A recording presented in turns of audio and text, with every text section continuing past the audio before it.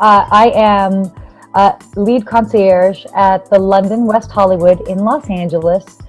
And then I also host and am creator of my own online travel show called Ask a Concierge.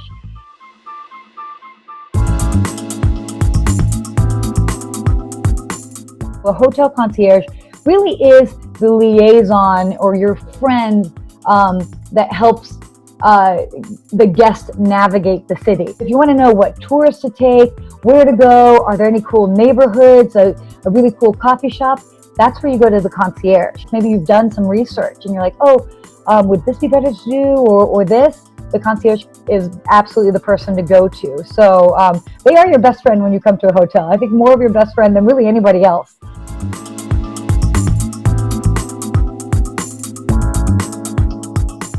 Generally 4 or 5 star property hotels have a concierge because it's a service element.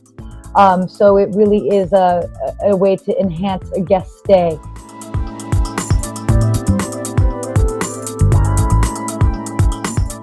I kind of am of the school of thought that it really is like you learn on the job, but it's more of a personality. You have to have the right personality to be a concierge. Because everything else can be learned and you can figure it out, and whether it's who to call, what to deliver to a guest in a sense, as far as like the type of service. But the part that you can't really teach is the personality, and the one that somebody that can maybe read people well and understand what they'll like in this, because so often people will ask questions and you really have to read in between the lines and figure out this is what they'll like. And then you suggest it, and so it really takes that type of person and personality, and that's kind of hard to teach.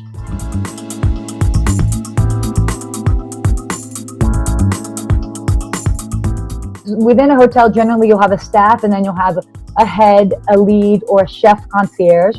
All are the same. That just depends on the specific wording that the hotel wants to use. Then there is this actually really elite organization called Les Clés d'Or, which stands for the Gold Keys in French. And it's a very prestigious professional organization of concierge that really take the profession seriously. And it's not easy to get in. It's a series of tests. You have to have people sponsor you. They really do their research on you and how active you are in the community. They're really looking at including people within their organization that are committed to the profession. So if you ever see a concierge that has 2 keys on their lapels, you know that you're dealing with an utmost professional, and they're going to give you amazing advice, and you should definitely talk to them.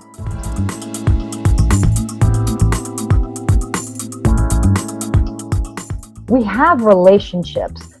There are bonuses to having the concierge, do things for you, like make a reservation. That restaurant, in an effort to maintain that relationship, wants to go the extra mile. So ultimately, you know that you're in good hands, because if you go to a concierge, you know that what they're going to suggest is going to be something that they want to make sure that you have a great time or great experience, whether the food is going to be top notch, the service will be excellent. So you can almost think of it as like they're helping curate your experience. So you definitely want to use them, or even bad ideas off of them as well too. If you just want to know a really great place that you can get a great taco and maybe just like order at the counter and they'll bring it to your table, we can talk about those restaurants too. We're versed on so many different things that the size of the question or whatever it might be should never hold somebody back. And also, if we don't know, we love a good challenge and to figure it out, and then to ultimately know for future reference.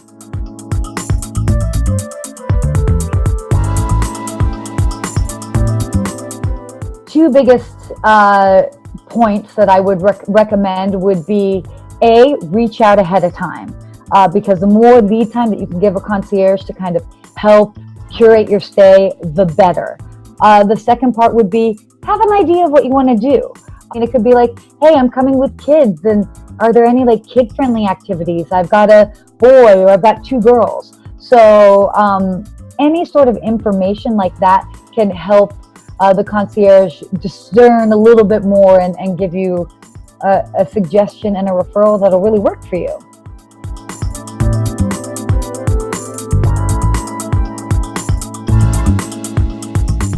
That is a good question. If you go to a concierge or a hotel professional and you're like, hey, where do you suggest to go to for dinner? If they just come at you with like a couple of recommendations, that would be a little bit suspicious, because my first question back is, well, what are you in the mood for? I'm not going to recommend a sushi place if you really want to have Mexican, or let's say like you're gluten-free, and then so it turns into a conversation. So you know that you're being led the right way when the concierge engages in a conversation with you about what you're looking for, because there's no blanket, oh, what do you want? There's different price points. Maybe you want something quiet, maybe you want something sceney. So that conversation needs to happen. A good concierge is only going to refer you to some place that knows, they know that they're going to deliver. So let's say I recommend a tour company. I'm not just going to recommend like some hokey pokey tour company just because they're like, oh, I'm going to give you money. It's like, that's embarrassing if they're bad.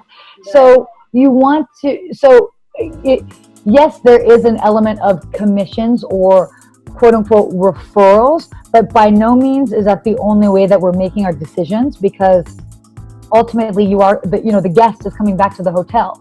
So, it's not something that you're just going to send somebody off. It becomes, you establish a relationship with the guest, especially if they're there for a couple days. So yeah, there are referral fees, but by no means, for a true professional concierge, that is not the only way that they are going to be making their recommendation.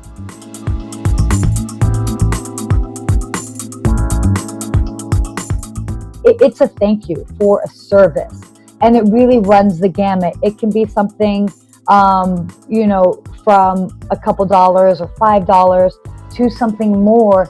If, let's say, somebody stays at a hotel for 2 weeks and you're having a conversation with that concierge every day, day in, day out, they've helped in so many ways.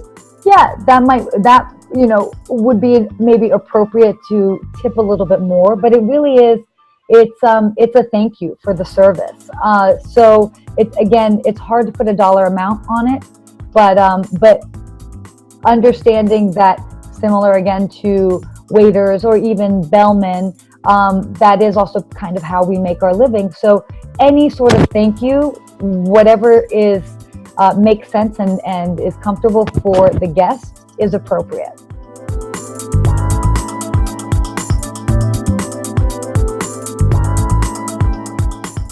The concierge community is very tight-knit. So if I recommend a company and a guest of mine has a terrible time, not only does my entire staff know, but all of my friends that work at XYZ Hotel, I have friends at multiple hotels in the city. You better believe it. The next time that we're out and we're just like catching up over drinks, we're like, oh, by the way, have you used so-and-so? They were terrible. Don't use them. So we work together in that. So that's again why, kind of reminding people of the integrity of a good concierge, is that really we're batting those ideas and experiences off of each other.